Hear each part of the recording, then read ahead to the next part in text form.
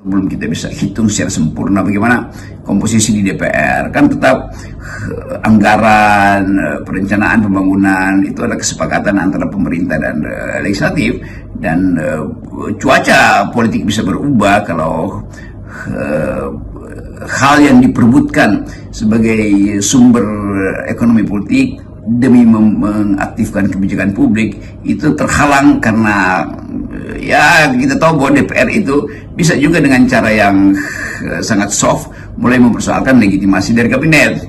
Kan kemarin kita dengar bagaimana Pak Gibran disebutkan namanya, lalu yang ada bukan pujian tapi hujatan halus atau kritik halus atau olok-olok halus. Itu juga penanda bahwa kultur DPR tidak akan sesempurna mungkin dikendalikan atau diorkestrasi dalam nada yang sama dengan kabinet. Kan itu yang bagus juga, karena dari awal kita lihat ada sinyal ketidakpuasan atau sinyal yang masih memperhatikan potensi krisis legitimasi dari kabinet, karena di situ masih ada unsur-unsur yang belum selesai masalah etisnya, ya, terutama soal wakil presiden. Tapi itu menjadi urusan umum sebetulnya, dan bagi masyarakat sipil banyak hal yang harus ditagih atau dijaga, terutama kebijakan di bidang lingkungan, kebijakan di bidang hak asasi manusia, kebijakan di bidang social safety net dari pemerintah. Jadi banyak hal yang masih kita akan hitung, sementara kita tahu bahwa APBN kita terbatas ruang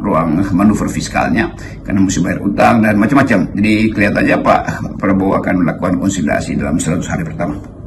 Dalam pemerintahan Prabowo sangat jelas keterlibatan tokoh senior militer ini, ya. Nah, ini pasti mereka nanti akan banyak dilibatkan baik secara formal maupun informal dalam pengambilan keputusan yang sangat penting.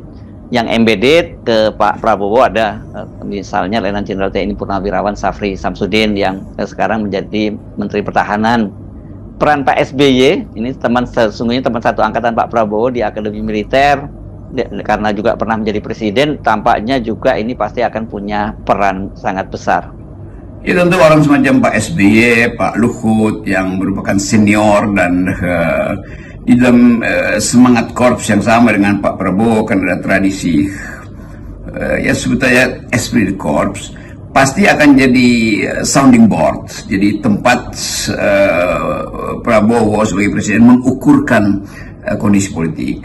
Dan pengalaman Pak Luhut selama di era pemerintahan Pak Jokowi tentu kasakusuk dan labirin politik itu dikenali dengan baik oleh Pak Luhut.